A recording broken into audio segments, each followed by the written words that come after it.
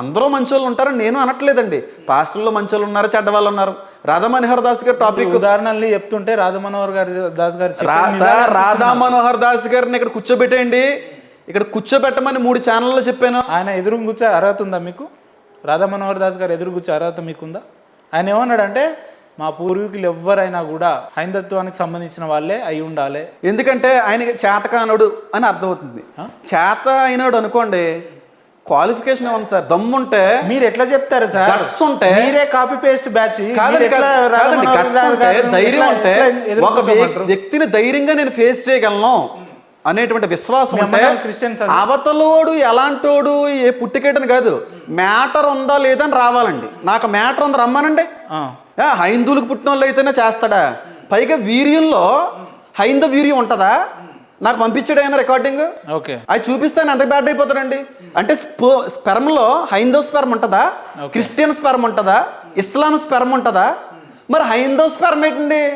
పోనీ అలాగ ఉంటుంది చెప్పండి, నేను కూడా మతం మారిపోతాను సార్. నేను హిందూ వీర్యానికి పుట్టనోడు ఎవడన్నా ఉంటా అన్నాడు. కరెక్టే కదా ఆయన. హిందూ వీర్యం ఉందా?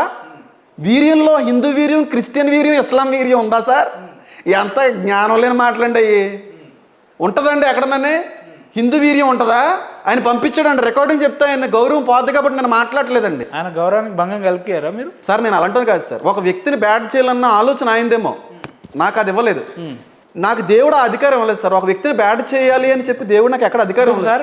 మీ పాస్టర్లు చంపేస్తాం నరికేస్తాం అంటే తప్పులేదు, కానీ మా అలాంటి హైందవ సోదరులు సంస్కృతి సాంప్రదాయాల గురించి మాట్లాడితే మీకు నొప్పి వచ్చి ఎవరిని చంపేస్తున్నామండి బాబు? ఎవరెవరు? అజయ్ బాబు గారు ఎవరండి? ఆయన పాస్టరా? అజయ్ బాబు గారు ఎవరు? విన్నారా పేరు ఎప్పుడన్నా? విన్నారా అంటున్నా. ఏం మాట్లాడతాడు? పొద్దున్న లేస్తే పేగులు తీస్తాం, నరికేస్తాం. ఆయన రేవంత్ రెడ్డి వాళ్ళ తమ్ముళ్ళ లెక్క తయారైంది. ఆయన ఏం మాట్లాడతాడండి? అంటే ఈ రకమైన సంస్కృతిని మీరు పోర్ట్రేట్ చేసుకుంటా హైందత్వాన్ని నెగిటివ్ చేసి. అజయ్ బాబు గారు లాంటి వాళ్ళు ఎంతమంది ఉన్నారండి క్రైస్తవ్యంలో? చాలా మంది ఉన్నారు. పోనీ వాళ్ళందరి గురించి పేర్లు చెప్పండి. అజయ్ బాబు లాంటి అరే ఒక ఆయన తిడతాడు, ఆయనకు రోషం ఎక్కువ ఉంది, తట్టుకోలేకపోతున్నాడేమో, భరించలేకపోతున్నాడేమో, ఆ విధంగా విరుచుకు పడుతున్నాడేమో, అలాగని చెప్పి బైబిల్ దూషించమని ఎవరు లేరు సార్. అజయ్ బాబు ఏమో ఎమోషనల్లీ బ్లాక్మెయిల్ చేస్తాడు, ఇంకొక బాబు ఏమో ఫిజికల్గా బ్లాక్మెయిల్ చేస్తాడు, ఇంకొక బాబు ఏమో ఫైనాన్షియల్గా బ్లాక్మెయిల్ చేస్తాడు, ఇంకొక మీలాంటి బాబు ఏమో కోట్లు వేస్తాడు. అజయ్ గారిలో సార్ నా అన్వేషణ కూడా నేను వేసుకున్న కోట్ ఆయనకి నచ్చలేదు సార్. కోట్ వేసుకుని వచ్చినందుకు ఆయన ఫీల్ అయినట్టు నాకు కూడా నచ్చలేదు. ఎందుకంటే సార్ మిమ్మల్ని నేను డామినేట్ చేయలేనండి. మీరు మస్కులర్, మీ హైట్ వేరు. లేదు నేను ఏమంటున్నా అంటే మీ ఫిజిక్ అపియరెన్స్ వేరు. నేను సరిపోను మీ ముందు. లేదు సార్, పాస్టర్లు ఒక్కొక్క మనిషి ఒక్కొక్క బ్లాక్ మెయిల్ ముందు పెట్టుకొని వచ్చేస్తున్నారు. ఎందుకు నమ్మాలి? మిమ్మల్ని ఎందుకు అనుసరించాలి? మమ్మల్ని నమ్మకండి. పాస్టర్లు నమ్మొద్దు, బైబిల్ నమ్మండి. మీరు ఎందుకు వచ్చారు సార్? మీడియాలకు ఎందుకు ఇంటర్వ్యూలు ఇస్తున్నారు? మీరు రమ్మన్నారు కాబట్టి. ఓకే, నేను రమ్మన్నా సార్. మిగతా ఛానల్స్ ఎందుకు?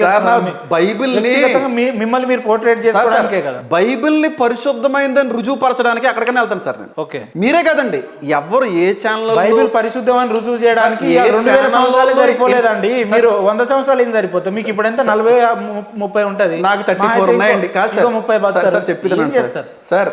బైబిల్ ని మీ గ్రంథం పరిశుద్ధం చెప్పుకోవడానికి మీకు 2000 సంవత్సరాలు పట్టిందండి. మా గ్రంథాలు పరిశుద్ధం అని మేము చెప్పుకోవాల్సిన అవసరం లేదు. మొదటి నుంచే మేము పరిశుద్ధం కాబట్టి దాని గురించి మేము ఒక మైక్లు వేసుకొని ఒక వెహికల్ పెట్టుకొని ఊర్లలోకి వెళ్ళి మేము చెప్పాం. మహాభారతం, రామాయణం, పురాణాలు, ఇతిహాసాలు, వేదాలు మేము ఎవరికి చెప్పాం. ఎందుకు చెప్పామంటే మా పుట్టుకలతోటే సాంప్రదాయాలు. మీరు నన్ను ఎంత రెచ్చగొట్టినా నేను ఏ హైందవ దేవుడిని కానీ, దేవతని కానీ, హిందువుని కానీ ఎవరిని నేనేమన్నా సార్? తిట్టమనట్లేను సార్. మేము వెళ్ళమంటే మీరు వెళ్ళి ఈ ధర్మాన్ని నలుగురు తెలియజేయండి అని మీ గ్రంథంలో రాయలేదు. మా గ్రంథంలో రాశాడు దేవుడు. ఎందుకు రాశాడంటే మీ గ్రంథాలలో అత్యంత పురాతనమైన వ్యవస్థల్ని కానీ లేదంటే మంచి ఆలోచనలు లేవండి. లేని దాన్ని మీరు హైలైట్ చేసుకుంటున్నారు.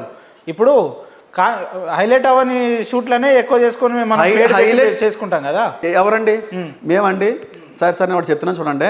బైబిల్ పరిశుద్ధమైనది అని రుజువుపరచడానికి చెప్పండి. బైబిల్ పరిశుద్ధమైనది అని రుజువుపరచడానికి ఏ ఛానల్ పిలిచినా వెళ్తానండి. అంతకు మించి ఎక్స్ట్రాలు అయితే వెళ్ళనండి.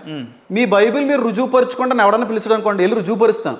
వాళ్ళ గ్రంథాల జోలికి వెళ్ళనండి. ఇప్పుడు అజయ్ బాబు గారి గురించి మాట్లాడారండి. ఆయన వేరే గ్రంథాల కోసం, వేరే మతాల కోసం, వేరే దేవుళ్ళు దేవతల కోసం కూడా ప్రస్తావించే ఉండొచ్చు. నేను చెయ్యను సార్. అలా ప్రస్తావించమని మా బైబిల్ చెప్తుందంటే ఏ దేవత జోలికి కానీ అజయ్ బాబు గారు కూడా బైబిల్లో ఉన్న గ్రంథాలనే అనుసరిస్తున్నాడు. మీరు కూడా బైబిల్లో ఉన్న గ్రంథాలనే అనుసరిస్తున్నాడు. అజయ్ బాబు మార్పు ఎందుకు ఉంటుందండి? అది కాదండి, ఆలోచనలో మార్పు. పాస్టర్ హేమాన్ గారు ఏమనుసరిస్తున్నారు, అజయ్ బాబు గారు ఏమనుసరిస్తున్నారని కాదండి. మీకు ఏదైనా డౌట్ ఉందనుకోండి, మీ బైబిల్ ఏం చెప్పిందని అడగండి. మా గ్రంథం కోసం, మా దేవతల కోసం, మా దేవుల కోసం ఇలాగ అనమని చెప్పిందంటే చెప్తాను. మీరు మేమన్నట్లకి బైబిల్ మీరు తప్పట్టకూడదు సార్. అజయ్ బాబు గారు ఏదో ఫెరోషియస్గా కొంచెం ఫాస్ట్గా ఆయన మాట్లాడి, హేమన్ బాబు గారేమో మా బైబిల్ తప్పుపట్ట అంటాడు సార్. అజయ్ బాబు గారేమో లేదు మేము చంపేస్తాం, నరికేస్తాం అంటాడు. ఇంకోటి అమ్మ తేజ హోమ్ తూచ్ అంటాడు. ఏంది సార్ ఇది? ఎవరిని నమ్మాలి?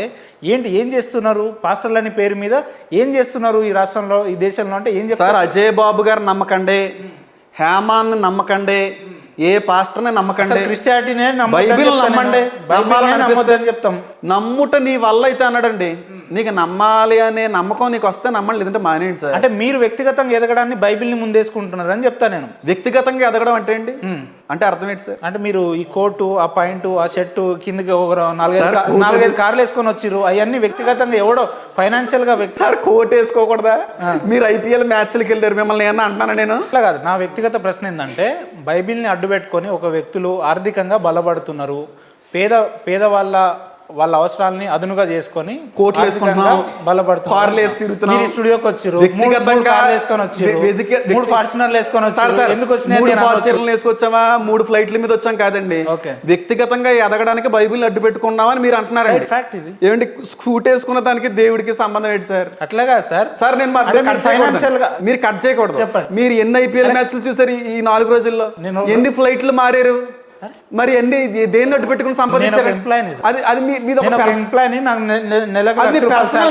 నాకు నెలకు ₹1,00,000 శాలరీ, అందులో నుంచి ₹1,00,000 రాకపోయినా మీకు వ్యక్తిగతంగా చాలా ఉంటాయి మీకు సోర్సెస్. కానీ క్రిస్టియానిటీ పాస్టర్ గారికి సోర్స్ దేవుడే. ఆ ఉన్నదాన్ని దాన్ని బేస్ చేసుకొని వ్యాపారంగా మార్చుకోవాలి. అదే కదా మీ ఆలోచన? ఉన్నదానిలో ఉంటున్నాం సార్. అదే బైబిల్ ని వ్యాపారంగా మార్చుకోవడమేనా? సూట్ వేసుకుని వెళ్ళవలసిన చోట్లకి సూట్ వేసుకుని వెళ్తానండి. కద్దర్ షర్ట్ వేసుకుని వెళ్ళవలసిన చోట్లకి కద్దర్ షర్ట్ వేసుకుని వెళ్తాను సార్. షూ వేసుకోవలసిన వాళ్ళ దగ్గరికి షూ మీద వెళ్తాను, లేదంటే చెప్పులు వేసుకుని వెళ్ళిపోతాను సార్. నేను చెప్పేది అదండి. కారు మీద వెళ్ళిన సందర్భాలు ఉన్నాయండి, నడిచి వెళ్ళిపోయి వచ్చిన సందర్భాలు ఉన్నాయి. ఎట్లా వస్తాయి సార్? ఇప్పుడు నేను ఈ జర్నలిజం ఫీల్డ్లో దాదాపు 3.5-4 ఏళ్ల నుంచి ఉన్నా. ఒక కారు కొనాలంటేనే నాకు చాలా ఇబ్బంది అయి మొన్న కొనుక్కున్నా. అటువంటిది ఒక పాస్టర్ అని చెప్పుకొని ఒక 10 మీటింగ్లకు అటెండ్ అయ్యి మంచి హైఫై లగ్జరియస్ లైఫ్, ఫ్లైట్లలో వెళ్ళడం, లేదంటే ఆర్థికంగా ల్యాండ్స్ కొనడం, ఫైనాన్షియల్గా బిల్డ్ అవ్వడం ఎట్లా సాధ్యమవుతుంది? మీరు పేద ప్రజల్ని దీన్ని సార్ లగ్జరియస్ లైఫ్ అనకండి సార్, చాలా